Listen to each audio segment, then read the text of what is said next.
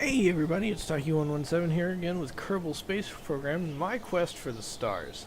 So, it's nighttime here at the KSC, and we have a couple of contracts. I need to have an unmanned probe that needs to be in a specific orbit, and I need a Geiger counter on it. So, I'm going to go into the vehicle assembly building here. And we're going to modify a rocket I've already built so that it meets the second part of the contract. So let's open up Sputnik 2, which I've already built. It has enough delta V to make orbit, but we're going to make some changes. First off, I'm going to add some control surfaces. Let's see here. Now I can add either the straight control surface, but I think I'm going to use these little mercury redstone winglets here. I'm going to add 4 of them right down near the bottom. Now they don't affect fuel flow at all, but they will provide controllability for my rocket. This is going to get interesting because I'm approaching my part limit here. So I think what I'm going to do is add a couple of Geiger counters.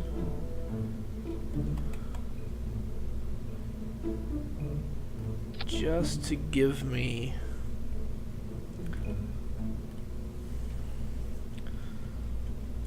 yeah, that looks good. So, I have a couple Geiger counters there. That completes that portion of the contract. And I still have 2 parts left over. So this is going to look a little weird, but I'm going to use a FASTA launch clamp right down there. And I still have quite a bit of delta V. So, I'm going to go ahead and build that. And now we need to figure out exactly where we're going to put this satellite, because the contract is very specific. It wants the satellite in a certain orbit, going a certain direction. So we're going to head over to our tracking station here, and what this is going to do is this is going to let us take a look at the orbit that they want this satellite to be in. And here it is, this yellow ring right here, and as we can see, we follow this line around that tells us the direction of the orbit. This one is actually not a contract we've accepted. We've accepted this green one down here. Yeah, this is the one, 89,242, apoapsis of 89,278, which matches our apoapsis and periapsis here. Now, they want it going 170 degrees, so I'm actually going to have to launch this satellite to the west. As you can see, this green indicator going around, that tells us what direction we're going to be launching in, or rather what direction the satellite needs to go. This is going to be tricky because I'm going to be launching from up here, and that's not going to intersect my orbit anywhere. So I'm going to have to do some sort of plane change when I get there. So now that we know what direction we're launching and where our satellite is going to end up,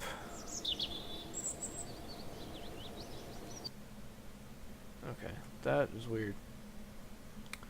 Seems to have run into a bug where the buttons on the left side of my screen there have disappeared. Hopefully it will work itself out. So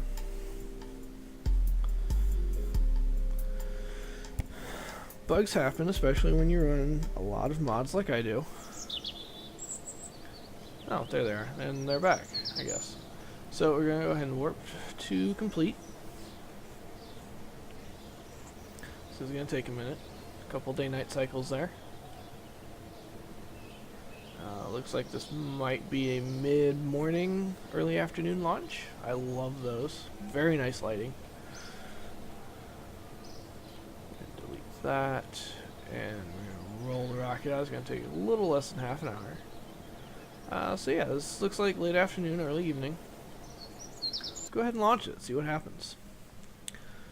Now remember, anything that happens with this rocket is gonna happen.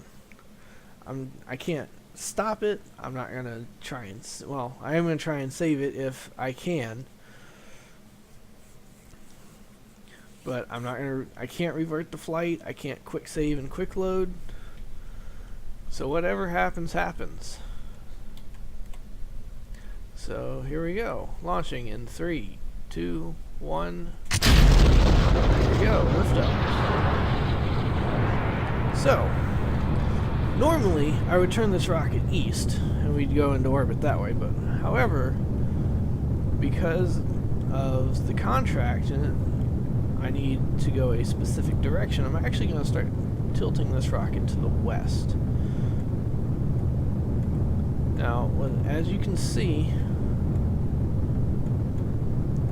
my orbit speed is actually going up, but my rocket is going to the west, so I'm canceling out my initial surface velocity going east. Now, of course, normally this isn't a big deal. The additional speed I pick up from the planet's rotation is minuscule at best. I think it's only a couple hundred meters a second. But I need to cancel that velocity before I can start accelerating the opposite direction. So here we go. Doing a pretty good gravity turn. Again, I'm flying this rocket manually. So any control inputs that I'm performing are mine alone. And if you look down here, we have our roll, pitch, and yaw. You can see how much I am correcting my rocket's trajectory by inputting. In this case, it's yaw because I'm tilting downwards. And there goes the first stage. Pick that out. Second stage. Here we go. Looking good so far. Oh dear. Oh dear. Oh dear. Well, that's not good. So we're just gonna wait a minute, if I can. Let's see if I can get back.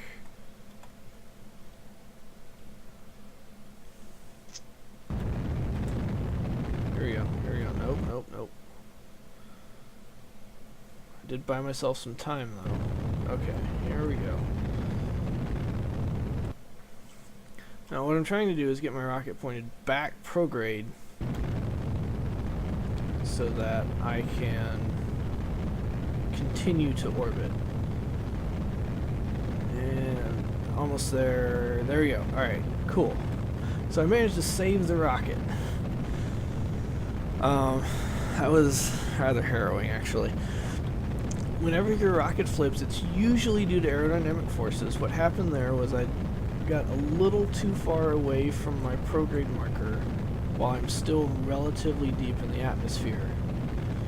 And so aerodynamic forces took over and caused my rocket to flip. Again, it's correctable. It's just a pain in the butt. So, I'm currently ascending to orbit. Looks like we got some, Mars, Neptune, Saturn decided to make an appearance.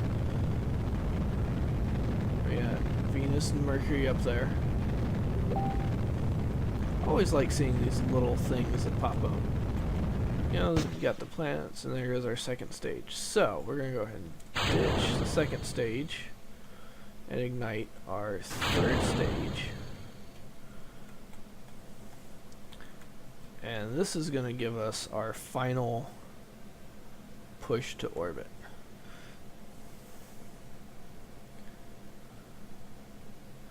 So, you notice my heat shield is glowing right here. That's mainly due to the atmosphere building up in front of it.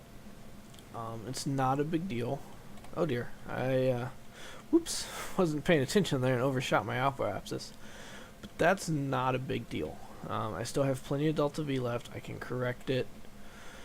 The only issue I'm going to run into is I don't have...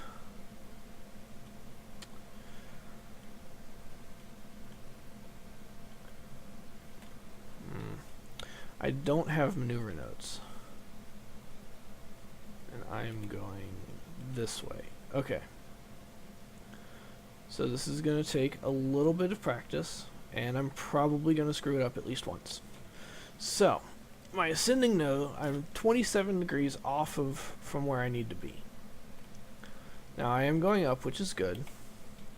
And I am at 57, 58-ish kilometers. Still have plenty of electric charge, so that's good.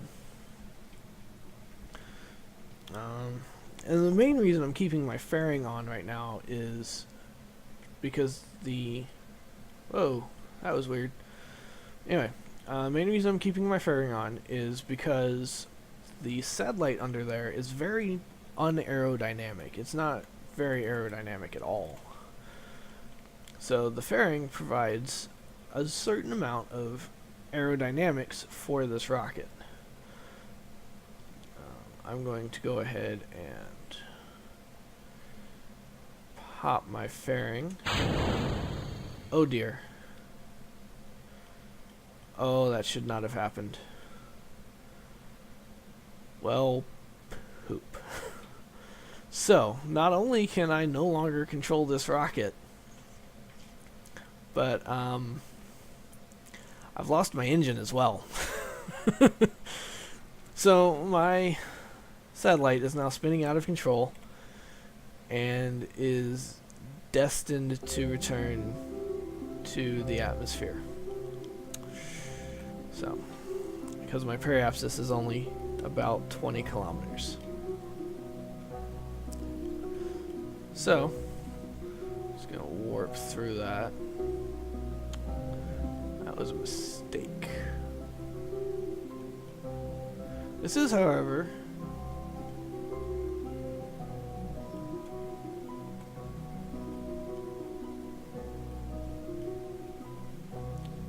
yeah. This is, however, a good test of my batteries.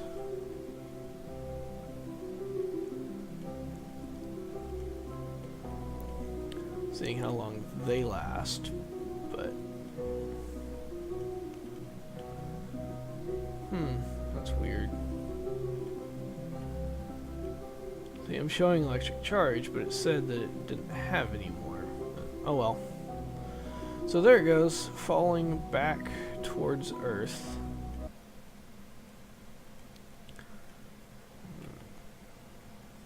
So we've hit the atmosphere, 69 kilometers.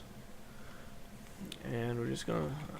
I'm going to go ahead and abandon this mission. Because it is going to fall back to the planet and it's going to explode and there's nothing I can do about it. So, let's try again, shall we?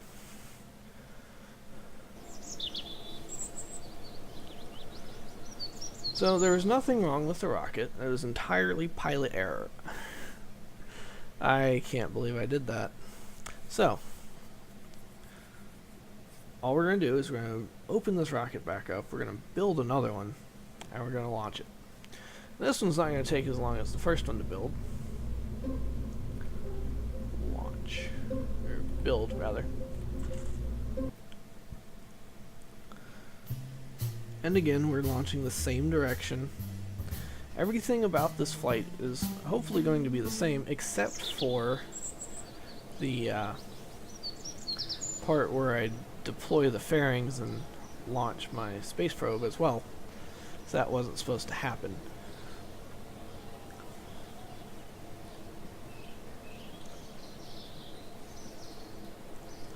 Yes, I'm aware there's no more electric charge on Sputnik 2. It's not supposed to be. It's an unmanned probe. So, electric charge is going to be important when we start doing manned flights, because without electricity, our Kerbonauts are not going to be able to have life support. And life support is very important when you're trying to survive in space. So you need oxygen, you need carbon dioxide scrubbers. So I'm going to go ahead and fast forward to the next morning, make this a morning launch. Again, because of where I'm launching from, it's never going to cross my intended orbit, so it really doesn't matter what time I actually launch.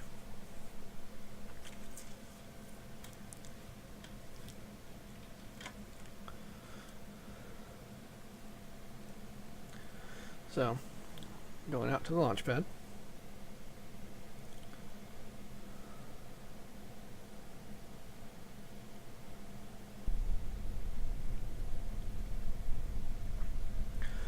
So here we go. We're going to go full throttle, engage our stability augmentation system. Beautiful morning launch. And launching in 3, 2, 1.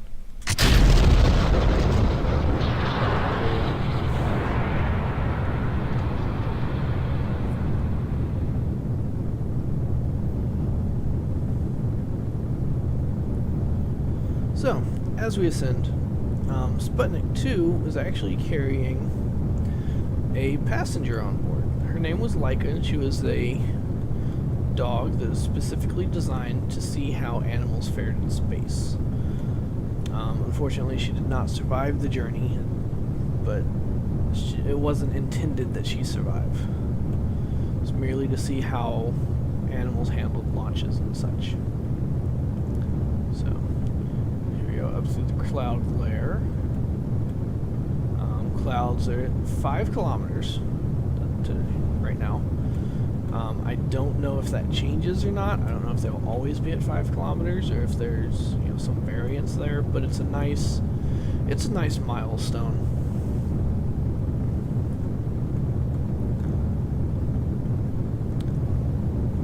So, it looks like oh no, just some clouds. Okay. So here we go.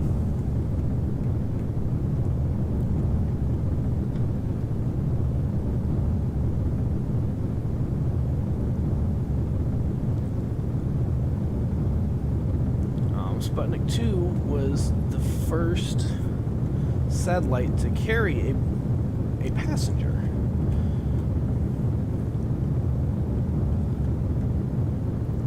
There we go. First stage burnout. Drop that. Ignite the second stage, and away we go.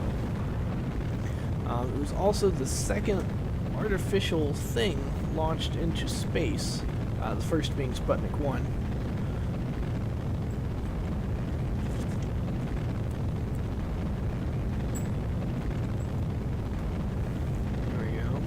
Continuing on our orbit.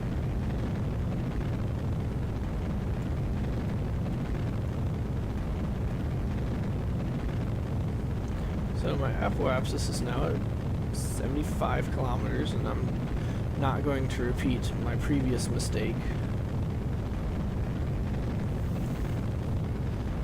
And I'm going to go up to 100 kilometers, and I'm going to stop there.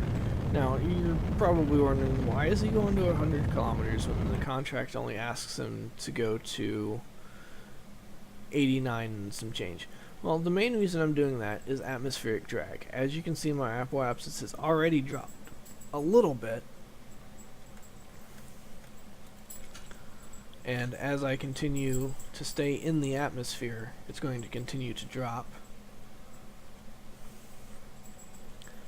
So I'm going to quick save here and deploy, and there we go. There's a nice fairing separation there, and my satellite is still attached.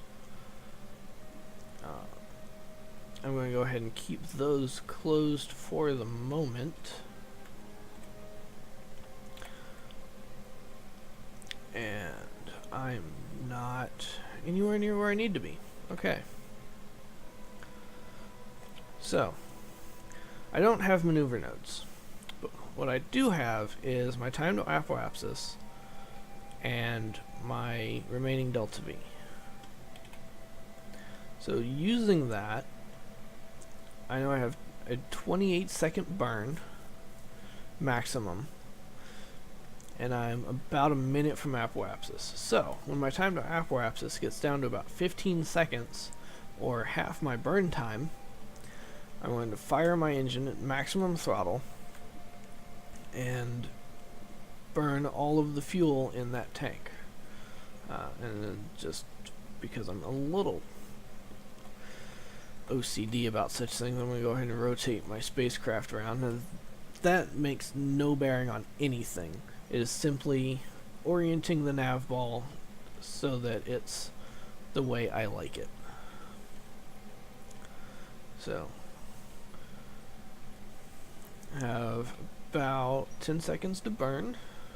8, 7, 6, 5, 4, 1, and I screwed up my countdown. Oh well. Actually gonna burn down just a little bit to keep my apoapsis from getting too high. Come back up.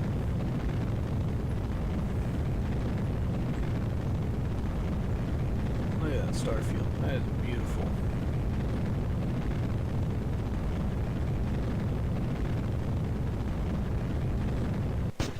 Alright, there goes the second stage.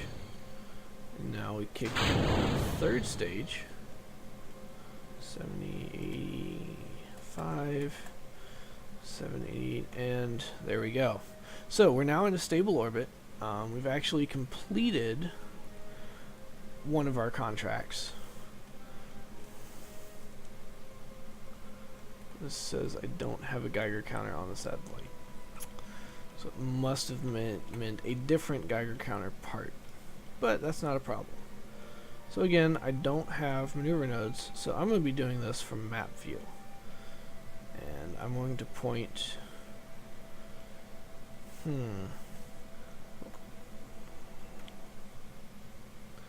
Yeah, I'm going to point south, or north rather. And I'm going to time warp just a little bit.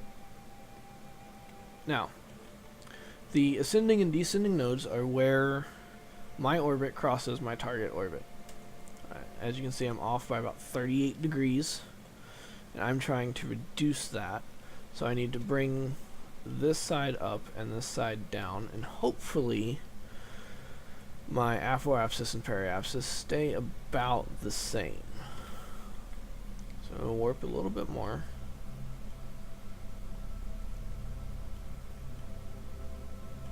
Now I have 1500 meters a second to work with. And yes, this is moving it in the direction I want to move it.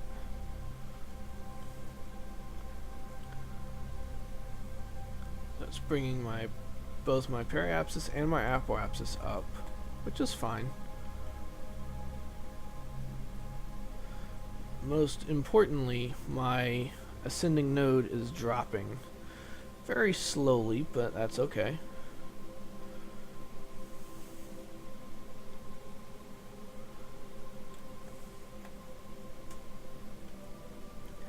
Now, obviously, this would be much more efficient if I had maneuver nodes.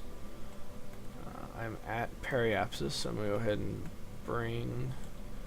I'm actually going to split the two between the two, so I can continue to bring my ascending node down while also bringing down... Whoa! Whoops.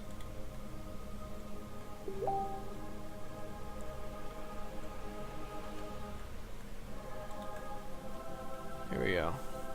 And that's the thing about these, is you really have to watch your apoapsis and your periapsis. So I'm at 11 degrees, but I'm really far away from my node. So I'm just going to go ahead and stop burning, and I don't believe I have enough delta V to actually complete this maneuver. So, which is unfortunate. So I'm going to go ahead and activate these antennas.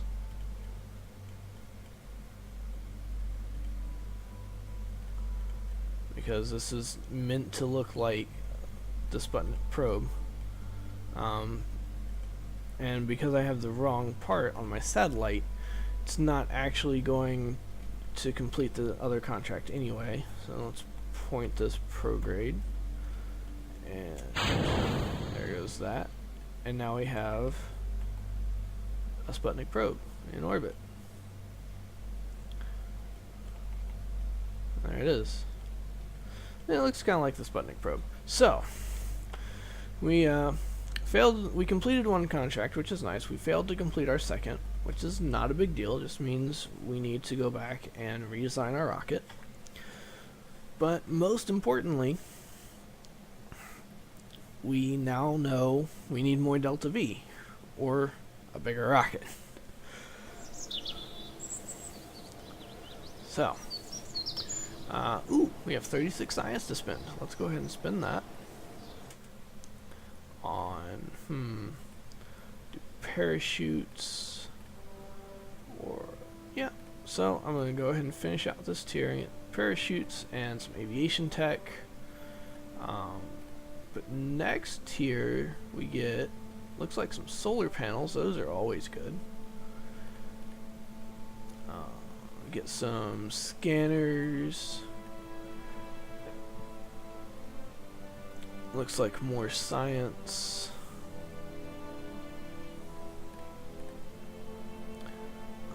Ooh, launch escape towers. So these are useful.